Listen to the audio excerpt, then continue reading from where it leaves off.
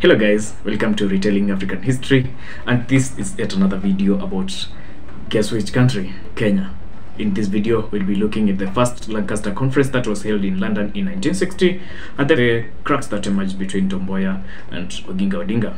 Without further ado, let's get started.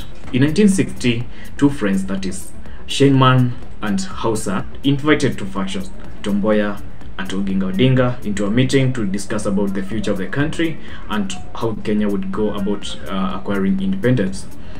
When they were invited for the meeting, Tom Mboya stayed in a big hotel. It is called the Piccadilly Hotel.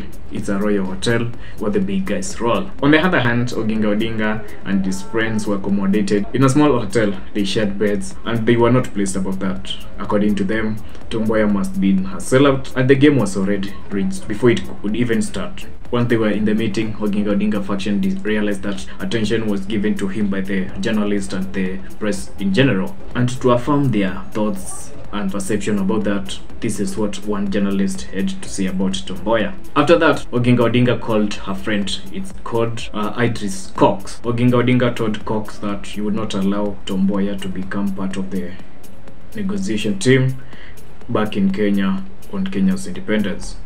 The information was leaked and Tom Mboya came to learn about it early enough, so he just decided to keep quiet about it.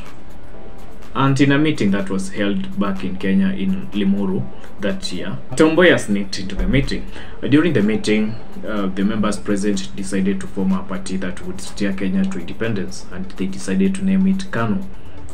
Ironically, Tom Mboya would be appointed as the Secretary General, Oginga Odinga is the party's Deputy President, and James Gishuru is the President.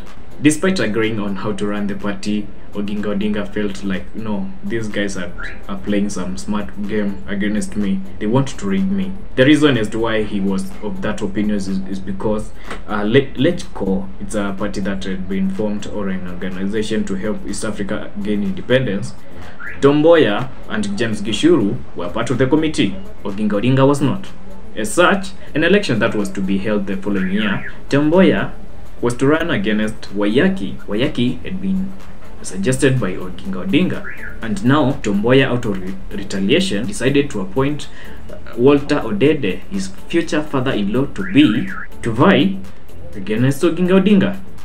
And that is what happened.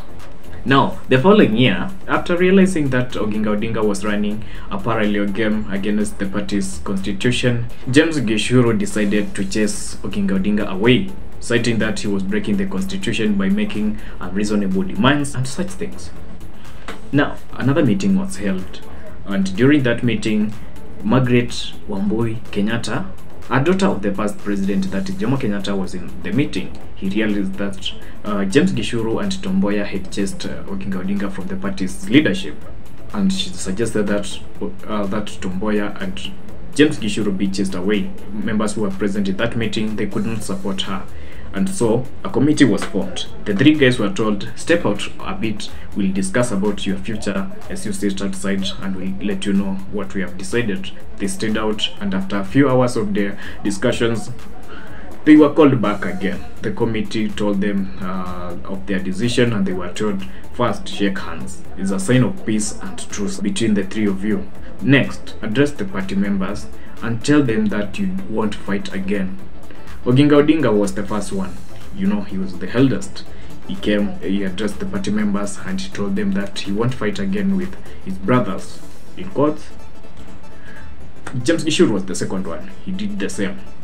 Now, Tom Mboya came, and he was not happy.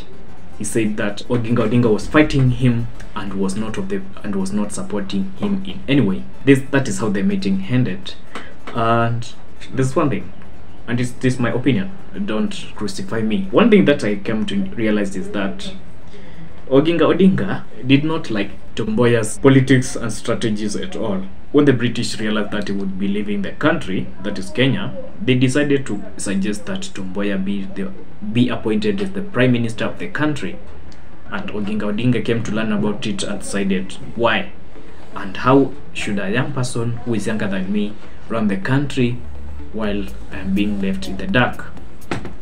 As a way of retaliating, Oginga Odinga decided, I will support Jomo Kenyatta, and that is what they did. Jomo Kenyatta became the prime minister and later the president. The Luo side lost due to their own fights. The Kikuyus won the game without even playing. And that is the end of this video. If you are in support or you want to criticize this video, the comment section is open for you. So feel free to comment and give your opinion.